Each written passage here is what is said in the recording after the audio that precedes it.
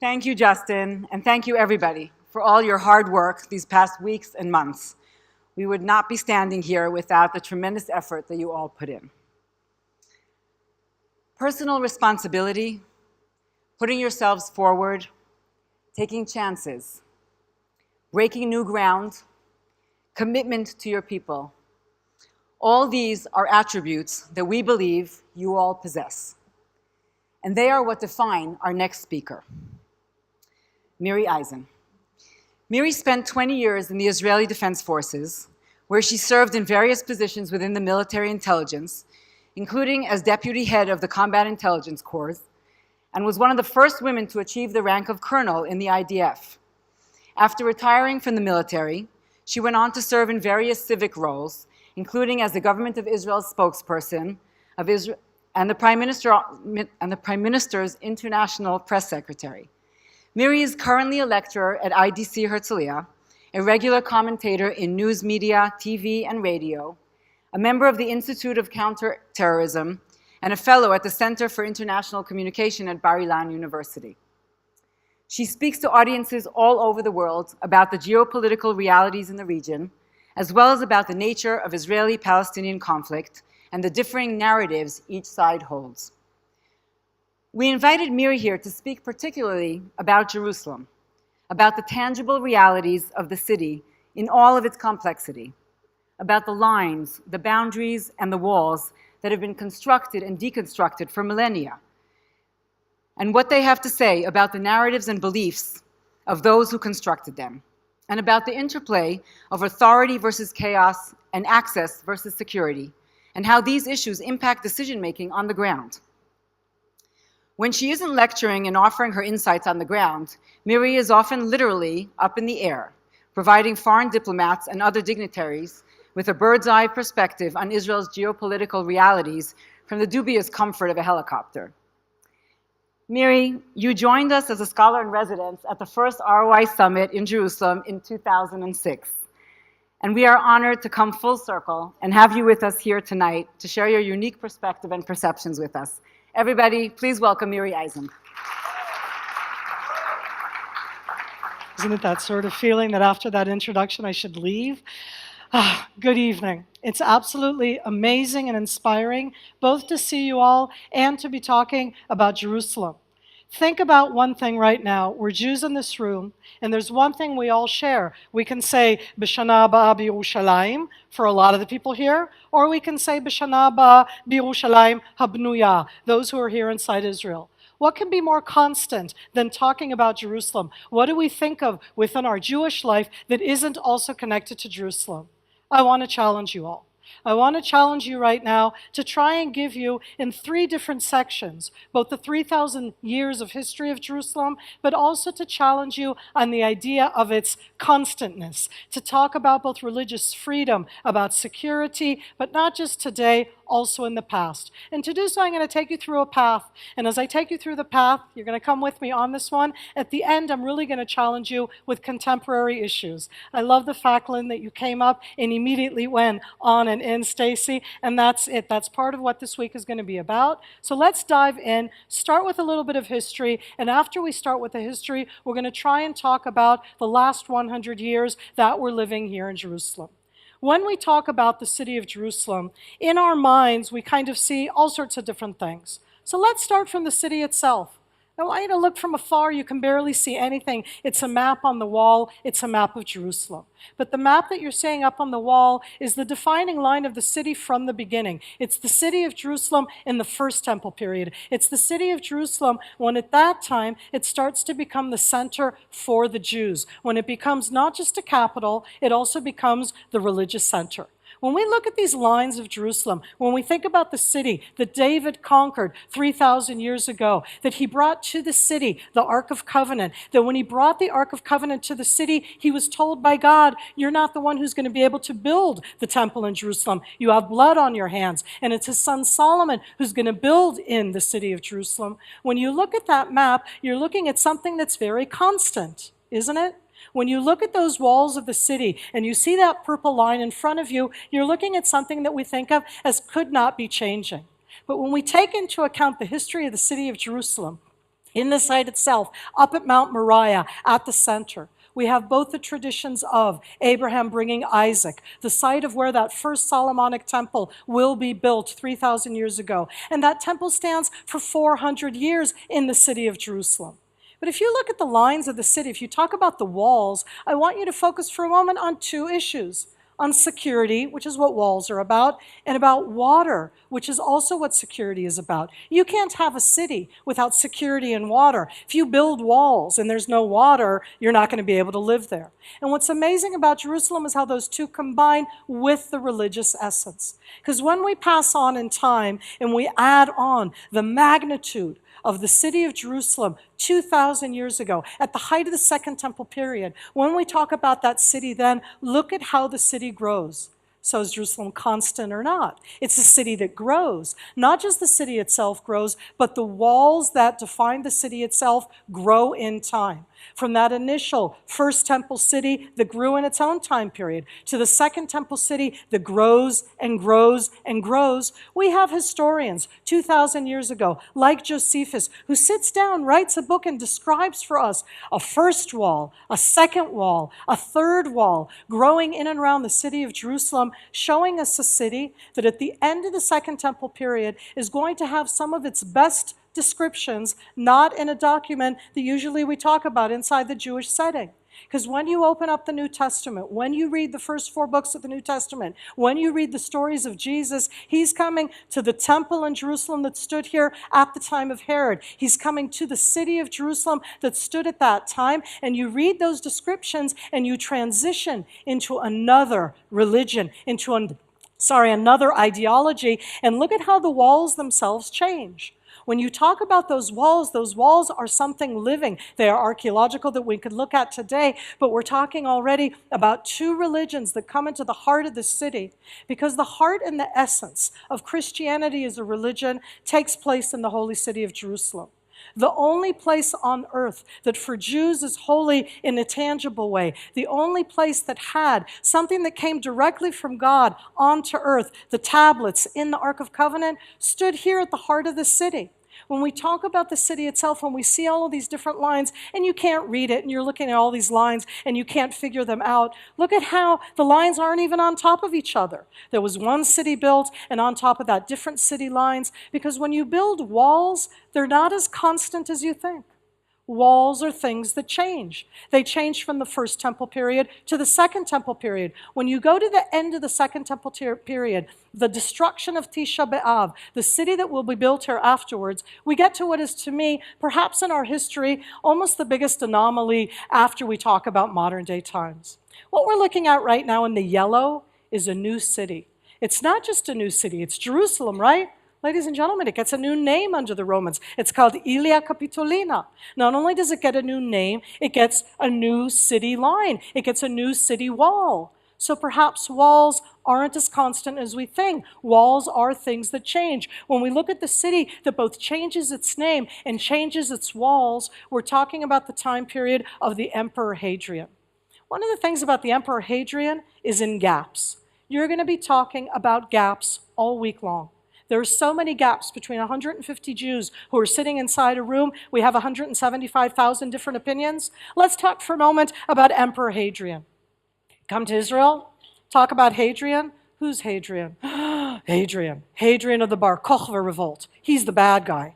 Who's Hadrian? Hadrian's the one who destroyed both the city of Jerusalem, but then rebuilt the city itself as a new Roman capital. He changed the name of Jerusalem from Jerusalem to Ilia Capitolina. When I talk about Hadrian, he's the bad guy. Ladies and gentlemen, does anybody know what Hadrian is called in the world? Has anybody heard of the Pax Romana, or Roman peace, which is totally all about Hadrian? When we hear about Hadrian and we think about the gaps in narratives, the different ways that we look at different things, think just of Hadrian and of Hadrian's city in Jerusalem. Because he built a city that was a brand new city that was dedicated to the gods, the worst thing for the Jews who were not allowed to come near here. But it is also that gap when we look in Israel, in Judaism, at who Hadrian was, what he did to the city of Jerusalem, and the rest of the Western world look at that exact same figure. When I transition from the Roman onto the Byzantine city, and you're looking at these lines, and what is she talking about? Look at how all these lines change. They build a city, it grows, and it becomes smaller, and it grows, and it becomes smaller. And every time you build both walls for security, but you also talk about religious freedom. In the first temple period, you have a temple in Jerusalem. In the second temple period, you have a temple in Jerusalem. Under the Romans, no Jews, overwhelmingly at all in the city of Jerusalem. And under the Byzantines, except for a short time period, barely any Jews inside the city of Jerusalem. And when we talk about religious freedom, it isn't just in the 21st century sense that I'll get to. When we look at it in the past and we think of no religious freedom, I want to tell you about a time period where in this city, 1,300 years ago, for a time period, there was more religious freedom, in a sense, certainly than what had been before. And that's when I transition with my lines into the time period of the building of the Haram al-Sharif, or the holy sites on the Temple Mount. What is she talking about? Religious freedom in Jerusalem underneath the Arabs, underneath the Muslims?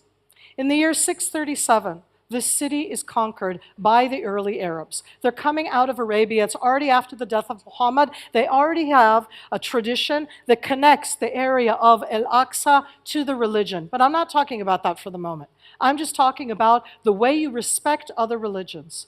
Omar, who's the commander of the Arabs at that time, 637, arrives in the holy city of Jerusalem, holy to the Christian, conquered from the Christians, conquered from the Byzantines. And he does two things. One, he walks into the city, he goes to the Church of the Holy Sepulchre, he looks at the front of it, and you know what he does? More correctly, what he doesn't? He does not go inside. Because he says, if I go inside, it's going to turn into a mosque.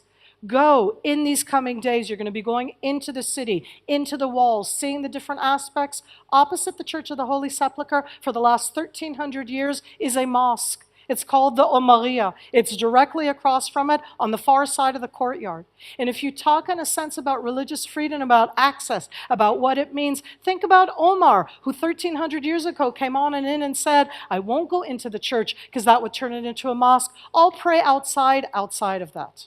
In addition, under the early Arabs, the Jews are allowed back into the city of Jerusalem. And when they come back, initially, I don't know if you can really see, Jewish quarter is on the northern side of the city. Because even in the constants of Jerusalem, when you talk about the lines of the city, the walls of the city, even the location of where people live inside the city are something that change all of the time. As we look at this and we transition in time, we go on to the Crusades. In the Crusades, you're not going to find a Jewish quarter. You're going to find all sorts of different aspects of the city itself. But let's talk for a moment about the lack of religious freedom. Because if Omar in 637 came here and did something amazing, what's going to lead to the Crusades to a large degree, what's going to bring those Crusades here is going to be the fact that the Church of the Holy Sepulchre, that Jerusalem itself, is both desecrated by a Muslim king. That same Muslim king who came out of Egypt at that time will later on found a totally different religion. But when you look at the city under the Crusaders, you're talking about a city, religious freedom. It's a Christian city. Can you imagine, in today's terms, taking the Golden Dome of the Rock and turning it into a church? Can you imagine taking the Al-Aqsa Mosque, entering in it, and turning it into a Christian temple? Because those buildings were turned and changed at that time, and the lines of the city, again, are going to change. When we go forward in time, just two more aspects of the history. The one is bringing us on into the Mamluk era. Don't we all know what's constant? Jerusalem? What are the names? David called it Jerusalem and he called it Zion. Yerushalayim. When we talk about Yerushalayim and we go on Yerushalayim or Tzion as names, when we get to the Roman time period, they change the name. They call it Ilia Capitolina. The Arabs in the city of Jerusalem, when they conquered in 637, don't call it Yerushalayim or Tzion or Jerusalem. They continue to call it Ilia. It's going to be the Mamluks who come in from Egypt, who in the 11th, 12th century will start calling the city the name that it's given in Arabic until now. What's it called? Al-Quds, the Holy. When you talk about the constants of Jerusalem, different names, different lines of walls, differences that happen over times, and this is in that background history. Last story that has to do with the history itself is going to take us into the time period of the Ottoman Turks. When we look at the time period of the Ottoman Turks, I want to tell two stories. Isn't it kind of nice to wake up in Istanbul, to be sleeping there as the Sultan, and to have a dream about Jerusalem? And when he dreams about Jerusalem, Suleiman the Great, he comes to Jerusalem, both himself, to rebuild the city walls of Jerusalem. City walls give you protection. When we say the term security, people are a little deterred. When we say the word protection, people understand it more. And in 1537, 500 almost years ago, the Turkish walls, the Ottoman walls that we have in the old city of Jerusalem are the ones that we have to this day. So he had a dream and he builds walls. And those walls are about protecting the holy city. Last point in history. So I heard that there's from Moldova, and I know that there's from the former Soviet Union, and the summer of 2014 was something that we all remember for a variety of reasons. Most of us don't remember that in the summer of 2014, there was the Second Crimean War. The First Crimean War, ladies and gentlemen, was in the 1850s. And the First Crimean War in the 1850s was on no other than who would be able to be the one in the Church of the Holy Sepulchre in Jerusalem and additional religious sites. Jerusalem can start wars. Jerusalem is the center in that sense, and it's something that started already in the 19th century. From this background history, as we look at this, I want you for a moment to look at a map that is an archaeological map that shows us the essence of Jerusalem. This is a small portion of a mosaic floor that is in Jordan, that's from the 6th century. It was done in the 570s. And in it, we're seeing the beautiful city of Jerusalem. If we look at it, because it was done then, at that time, you can see the outside line, which is the outside wall of the city. Protection and walls inside the city and on the perimeter are something that they needed. But the last point in that sense about words and terminology is from the middle area where we can see the pillars of the Cardo, of the main street as they existed in the 6th century. At the left side, we can see the big plaza that was in the front of, today, Damascus Gate. So let's go through it. I said it in English, Damascus Gate. What's Damascus Gate called in Hebrew? Shal Shem. Okay, ladies and gentlemen, what's it called in Arabic? Bab el-Amud. Why do we all know that now? Because we all take the light rail. The light rail stops. It says, Damascus Gate, Shal Shem, Bab el-Amud.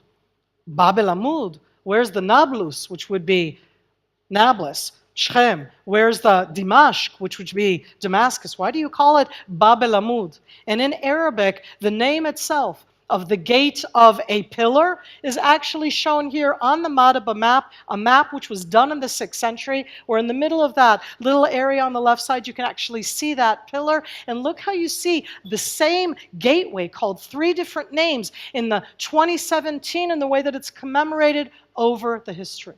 But that gives you background, different lines, 3 different religions focused on Jerusalem. Al-Quds, the holy for the Arabs, the Muslims. Yerushalayim for the Jews, Jerusalem or Jerusalem for the Christians, the heart of the religiosity within the city. What happens in the last 100 years? When we talk about what happens in the last 100 years, we have to go to December 1917. Because in December 1917, exactly 100 years ago, General Allenby is going to come to town. And he comes to town December 1917. Let's see right now what it looks like when General Allenby arrives in town. We already had film at the time. We're looking at the outside of the old city, December 1917. This is the area of Jaffa Gate. And in come the British, and the commander is going to be at Jaffa Gate. And what does Allenby do in December of 1917 to respect the city of Jerusalem as they're all waiting for the commander to arrive? The crowds, the troops, everybody's getting near. First of all, I want you to know that this is a total photo op, meaning it's totally staged. The surrender of Jerusalem took place 3 different times. This, by the way, is the 5th time. But look at when it comes, because it was staged. They brought the cameras to stage it. They did that then also, not just today. And now he is going to arrive in that sense as he comes on and in. And when he comes on and in, he does something quite amazing. He gets off of his horse and he walks through Jaffa Gate into the city. Because when you're coming into the holy city of Jerusalem, when you're coming in as the British commander, when you're coming in with your forces, what you want to do is respect the new place that you're coming in. When the British themselves come on and in and take over the city, the British Prime Minister in December of 1917 in World War I says, General Allenby gave the British a Christmas present. That was the quote of what he said at the time as General Allenby staged walks in for that.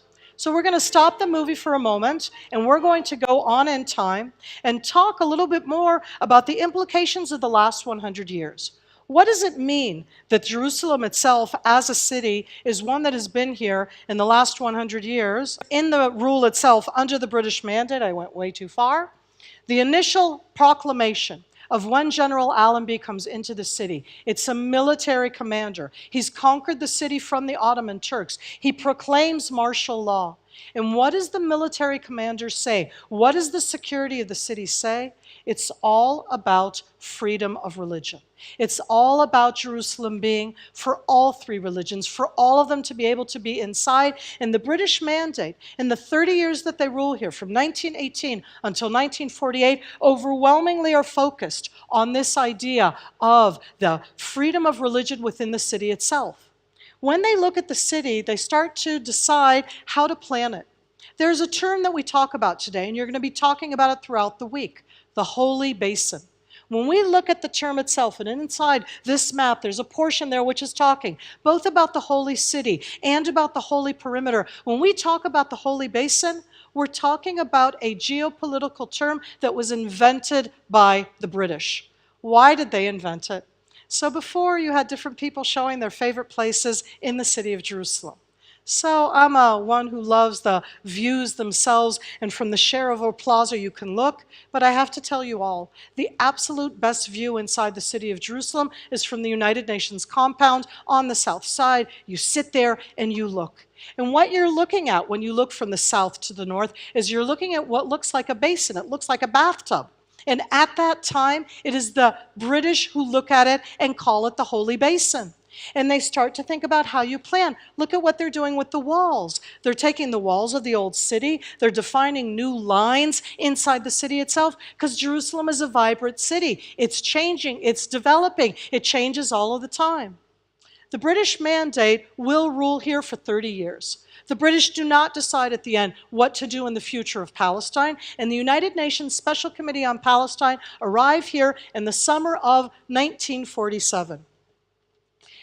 Most of us talk about two states, partition, 1947. It's 100 years to Allenby conquering Jerusalem. It's 70 years to the partition plan being approved by the United Nations on November 29th, 1947. What most of us forget is in the partition of the land, it also defined that Jerusalem would be separate. Talk about that this week. Is it relevant? Is it relevant to talk about a separate Jerusalem? This is a unified city. When you look at the map, and this is the United Nations map that was part of the partition plan from 70 years ago, oh, look at what they did. It isn't just Jerusalem, it's Jerusalem and Bethlehem. So when you define what the lines of Jerusalem boundaries proposed are, you can add in Jerusalem, you can add in Bethlehem and Bet Sahul, you can add in El Azariah and Abu Dis, areas to the east of Jerusalem today, Area B underneath the Palestinian Authority. Look at those differences and think about those ideas. Is it relevant? Is it not? Let's hear how the United Nations Special Committee on Palestine described this city in those years, all those years ago. We're going to watch a short film. UNO's Palestine Fact-Finding Committee, better known as UNSCOP, has already held its first meetings. The public were admitted to these deliberations, where the delegates are sifting the evidence and trying to solve what appears, on the surface at least, to be an almost insoluble problem. The delegates also took a little time off to see Jerusalem. As they walked through the old city, the difficulties of their problem must have seemed particularly vivid. For here, the history of the two conflicting races is so bound up with that of Jerusalem itself that the solution will certainly not be easy to find. They also saw the ruins left by the 1926 earthquake. These are near to the Wailing Wall. Now, I'm afraid there's no doubt about it. Settling the question of Palestine is a tremendous undertaking. 1947. The decision itself passes at the United Nations 1947, and the city of Jerusalem itself becomes a battleground. I'd like to introduce you to two new figures. Not always in the history of what I talk about inside these different things do we get the chance to talk about a bromance. What you're seeing right now is a photograph of two military commanders. At that time, both of them colonels. The right-hand one, more famous to everybody, is the guy that when I go around the world, most people say to me, "What are you, a pirate?" I hope within this community here, most of us will recognize that we're looking at Moshe Dayan. Moshe Dayan was appointed the commander of the brigade in Jerusalem in the summer of 1948. When he came to the city was already made up out of different neighborhoods battling each other. The main focus was to make sure that both the holy sites would not be hurt, to try and have some kind of life, and he started to have a series of meetings with his counterpart, the Jordanian commander. First of all, I'll say that Abdallah Attal, to me at least, is a lot better looking than Moshe Dayan, but that's a side note. Both of them wrote memoirs. You sit and you read Moshe Dayan's memoir. In it he says, "I met Abdallah Attal. Abdallah, tall, handsome." I'm telling you guys, this is a bromance. Okay, this is the description of Moshe Dayan's words. What a fighter, so amazing. But in this case, we have a counterpart. Abdallah Attal also wrote his memoirs. And in his memoirs, he writes, "I met Moshe Dayan. He is a fighter like no other I have ever met." So as I said, a bromance, but this bromance, ladies and gentlemen, will bring us to what we all call the green line. When we talk about the very famous term green line, it's not an analogy. It's an actual green line. Because the two military colonels draw a line in the city of Jerusalem. Later on, that line will be broadened into being between Israel and Jordan and will be longer. And here you can see on the map the green marker. The red marker is the area that Moshe Dayan did as a buffer zone so that in Jerusalem you have no man's land. But look at that line right there. Two military colonels divided Jerusalem. And the city of Jerusalem for the next 19 years will be a divided city. When we talk about Jerusalem as a divided city, we have a tendency to kind of give it as a given. Because here we get into new terminology. West Jerusalem, East Jerusalem, into those different ideas. And I put that up for you right now as an idea when we dive into the Six-Day War in 67 to think about, I'm going to go backwards for one, as we look at the divided city itself, that idea of terminology, a new line, divided city, what's better? What's worse? Unified city? Divided city? Shared city? The terminologies are terminologies of the 20th century. And in 1967, on June 7th, 1967, Israel, on the third day of the Six-Day War, is going to reunify Jerusalem, conquer Jerusalem. And on that issue, I want to take us forward in just a moment. Because for the last few minutes right now, I don't want to skip over the last 50 years. I want to talk about 2 points, and then I want to, as I say, challenge you. The last 50 years have very much defined the way that we look at Jerusalem, both as a unified city and as in its future. If we look at the lines themselves, what happens first in 1967 is that the same old Moshe Dayan, the guy from 1948, now the Minister of Defense, defines a new line. Is this line holy? Is the line in the United Nations holy? Is the line that Moshe Dayan and Abdallah Attal, the green line, holy? Are any of the lines holy? If they're not holy, are any of the lines changeable? And I say that because when we talk about lines, we need to think about this. Which are the lines that have to be?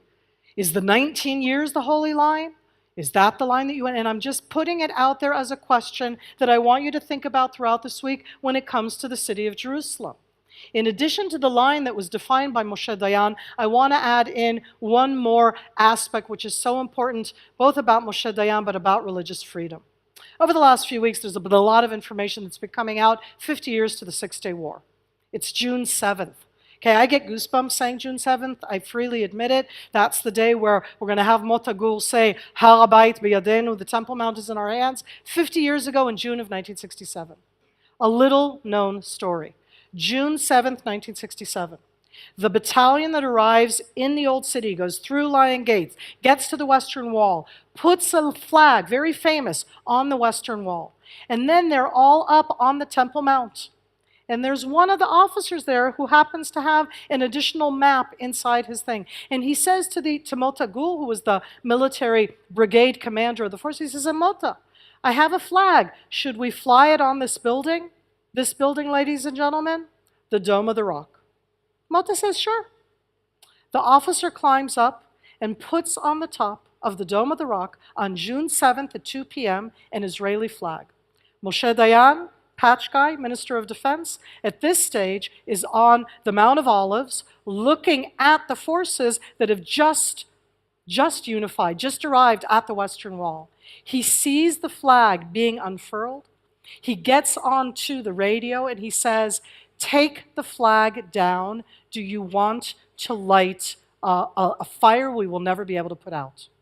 When we talk about sovereignty, about religion, when we talk about responsibility, remember that story. Because when we talk about the city of Jerusalem and the challenges it has within, and you're going to be exploring that through the walls, through the lines, throughout the week, think about the different ways that you can access that. What do I want to show you right now? We're going to go forward right now, and I want to talk a little bit after these lines of Jerusalem about the way that we look at 50 years to the Six-Day War. When I talk about 50 years to the Six-Day War, over the last 6 weeks, we have seen numerous films about the Six-Day War. I want to offer you food for thought for the week. You are going to see now in sequence, I'm going to introduce and then show, introduce and show, 3 movies of 60 seconds that have been made in the last 6 weeks about the events 50 years ago and their implications. We're going to start with the first movie, which was put on the BBC from June 5th, 2017, 60 seconds on the Six-Day War. The first BBC movie, can we play the first BBC movie?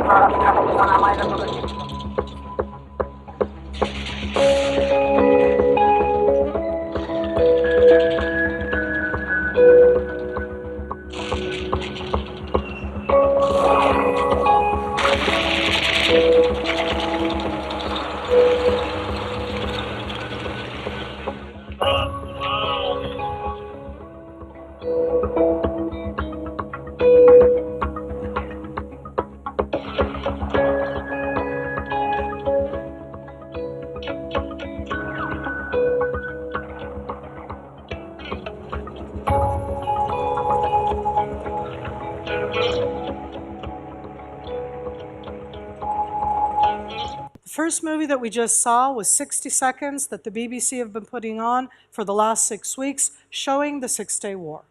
I want to show you now a different 60 seconds. And the next 60 seconds that we're going to see that has also come out from June 5th, 2017, 50 years to the Six-Day War. Only this time, ladies and gentlemen, I'd like to give you the Al Jazeera version in English. I'd like to put on now, please, the second clip. 15th of May, 1967. A parade of military might to celebrate 19 years since the founding of the State of Israel. But this public display of power took place under a dark shadow.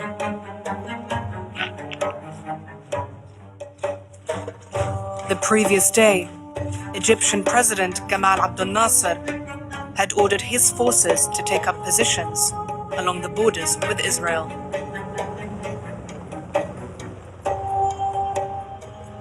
اللي كنا واثقين منه الموضوع هيحصل وإنها تقوم معركة بسيطة ضعيفة ضد عدو ضعيف وبسرعة جدا هنكون في تل أبيب. 3 weeks later, on the 5th of June, 1967, Israel launched an all-out war against its Arab neighbors. After only 6 days of fighting, it achieved total victory, defeating the armies of Egypt, Jordan, and Syria. That was same event depicted in a different way, showing again Jerusalem from a different point of view. The Israeli government, on the anniversary of the 50th year, dedicated the 50-year anniversary of the Six-Day War to the unification of Jerusalem. We're going to see now the official Israeli Ministry of Foreign Affairs clip, 50 years to the unification of the city of Jerusalem. If we could please see the last one of the films.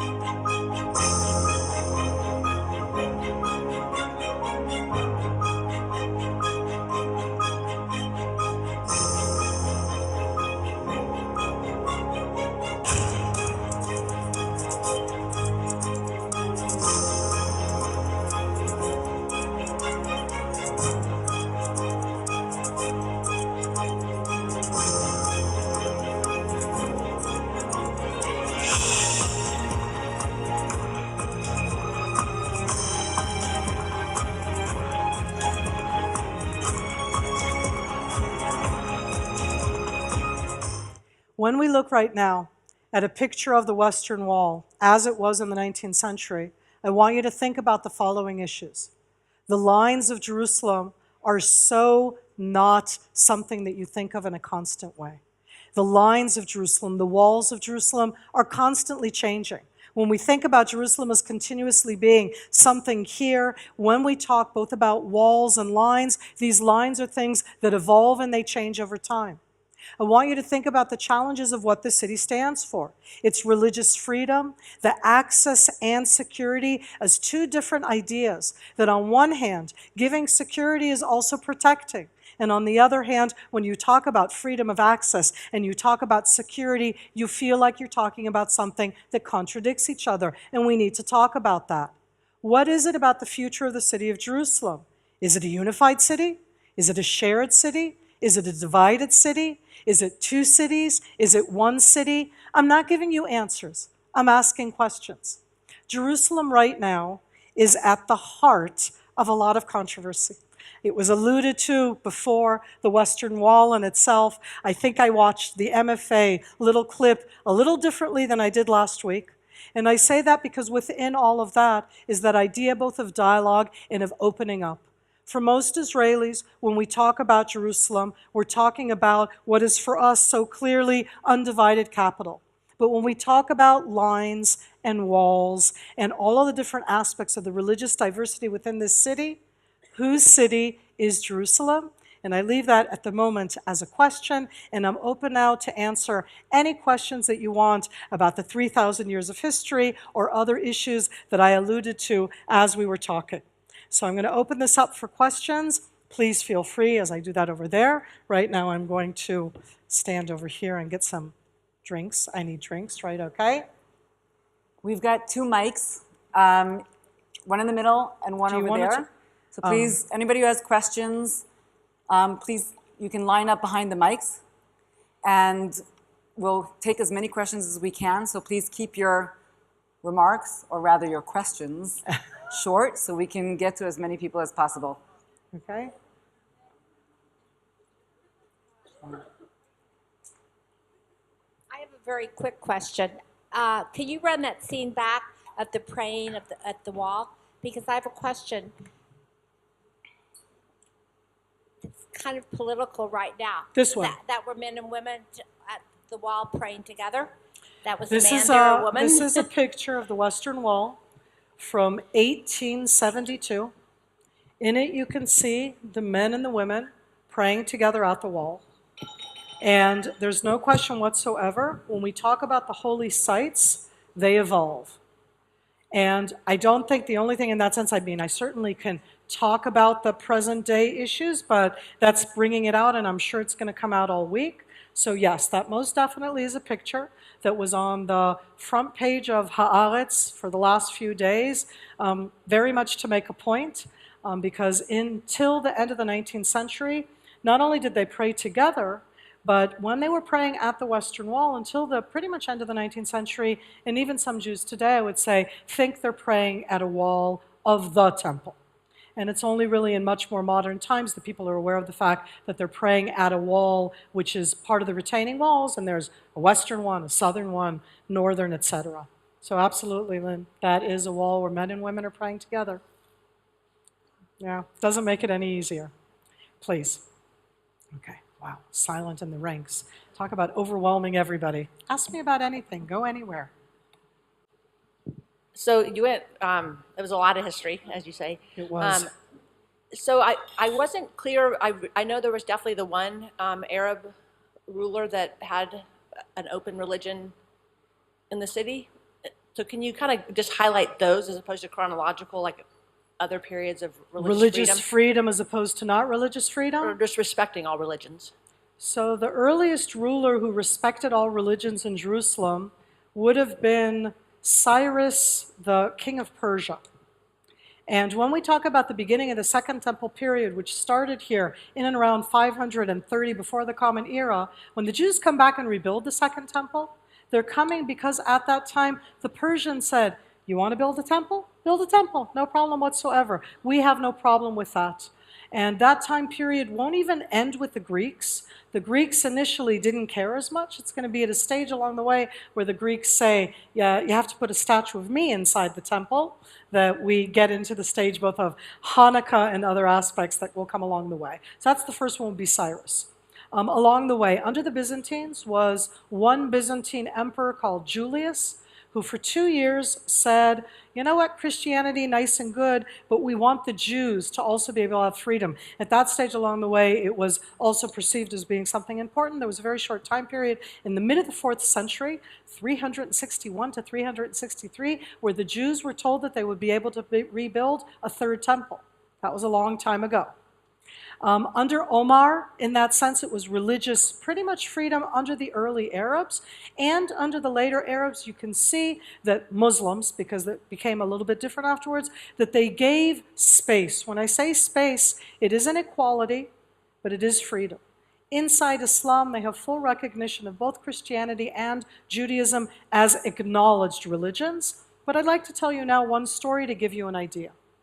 In 1267, a lovely rabbi comes to Jerusalem. His name is Rabbi Moshe ben Nachman, the Ramban. He arrives in Jerusalem in 1267. This is under later Muslims. He's allowed to come into the city, and he walks into the city of Jerusalem. He actually makes Aliyah. He was already very old. And he comes in and he describes that there are no Jews in the city. He meets 10 Jews, and they don't have a place of prayer. They pray inside their home. And the Ramban in 1267 establishes the renewed Jewish presence after the end of the Crusades, because it took a while until the Jews came back after the Crusades. When they build the synagogue, and those who have been in the Jewish quarter can go and visit that synagogue, it's lower. Because you were allowed to build a synagogue, but it had to be lower than the height of the mosque. Not only that, but specifically where the Ramban synagogue is, and it's right in the big circle inside the Jewish quarter. And you're going to be wandering in these places in your tours.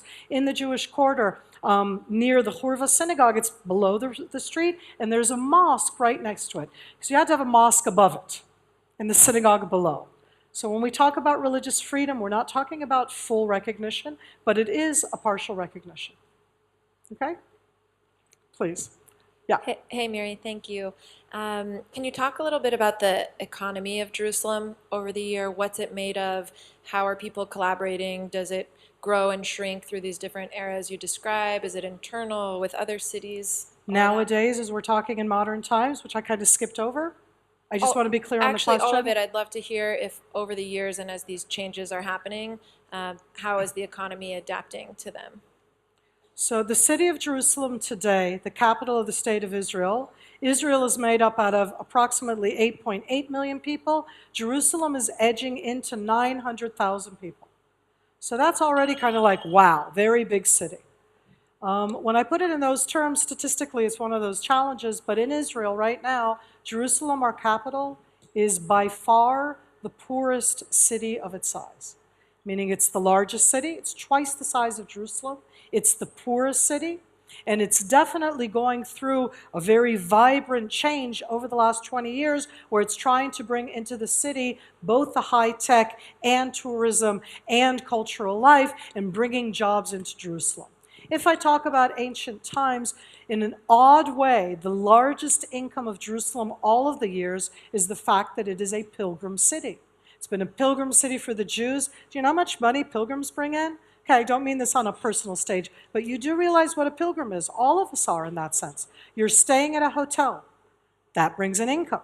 That makes jobs. You go and you eat. That brings in jobs also. And in that sense, all of the years throughout history, the time periods where Jerusalem has done very badly is when it hasn't had pilgrimages to the city. It doesn't matter which religion, if it's the Jewish, the Christian, the Muslim, or all three of them. That generates a lot of the economy of the city. In the last 30 years, as I said, it's rapidly changing. Jerusalem right now is becoming a hub of high tech, both because of certain ones that are in town, but also because Mayor Barkat and before that have been very active about trying to bring that into the city. So it's the combination of both. Having said that, I'd like to be very clear. You're going to go out and see those contradictions. Jerusalem is made up out of 3 distinct subpopulations. A third of the city are Arab residents. When Israel conquered in 1967, Moshe Dayan, patch guy, Minister of Defense, did several things. On June 7th, he said, take the flag down, okay? On June 29th, he was the one who, in the government 50 years ago, was the one who brought in the government proposal for the unified city of Jerusalem, and he drew that new line of the city, the municipal line that we have to this day. And when he did so, overnight, the city grew by almost 25% with Arab, mainly Muslim residents. Most of them are still residents today, and they're overwhelmingly the poor within the city. A third of the city are Haredi, ultra-Orthodox, another segment, and then a third are everybody else. So it's a very unique city inside Israel right now, has very different statistics compared to the others. How's that for 2 minutes on? Please. Hi, Miri. You briefly mentioned the possibility of a third temple, and I'm wondering about the likelihood of it happening and the pros and cons of such a thing. It's a lovely idea and aspect. So in its own ways, I'm doing this without a map behind me and without the Western Wall. One of the beauties of the city of Jerusalem is the fact that the city has evolved over time, that in the 20th century, and I don't mean to be rude to anybody, but in the 20th century, except for the 19 years of Jordanian rule, when the city was divided, the different religious sites here have more or less worked. The Jews have had their religious sites. It doesn't mean that they've thrived, but they've had the religious sites that have been under their own rule. The Christians have their religious sites that are divided into a lot of different denominations. And the Muslims in the city of Jerusalem on the Temple Mount, called in Arabic Haram al-Sharif, or the Al-Aqsa compound, have the 3rd holiest site to Islam. When we look at that compound itself today, when we talk about the terminology, the idea of a 3rd temple can only be on that site. And in my geopolitical hat, I will say, irrelevant to anything. For all of those who want to sit and read a hard book that is just being hard in the sense that it makes your stomach hard book, an Israeli author by the name of Yishai Sarid wrote a fictional book that came out 4 years ago, which is called The Third, okay? And in it, he depicts an imaginary world in which, in the aftermath of a war here and the destruction that happened, the Jews build a 3rd temple.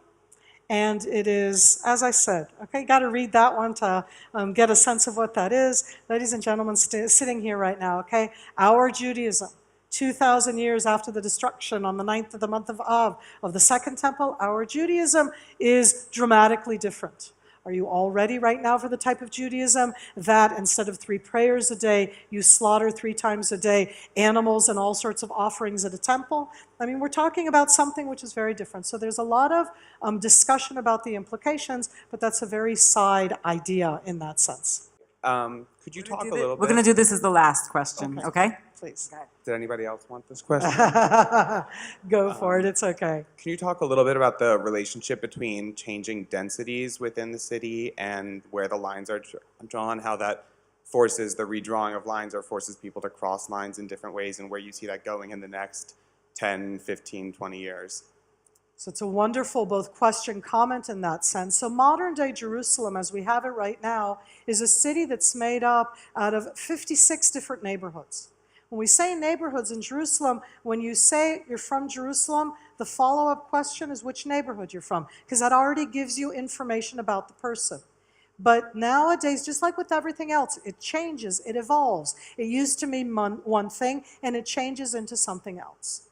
The three different categories that I defined before as living inside the city of Jerusalem: the Israeli citizens who are not ultra-Orthodox Jews, the Israeli citizens who are Orthodox Jews. It's like a third and a third. And the third category are residents, not citizens of Israel, the residents who are overwhelmingly Arab Muslim. There's also Arabic-speaking other categories within. The three are kind of in a balancing act. And in that sense, it's something that I don't know what'll be here in 10 or 20 years. But this is the capital of the state of Israel. And in that sense, it's something where Israel invests. We're not talking right now about resolution, yes, no. What would happen with Jerusalem, yes, no.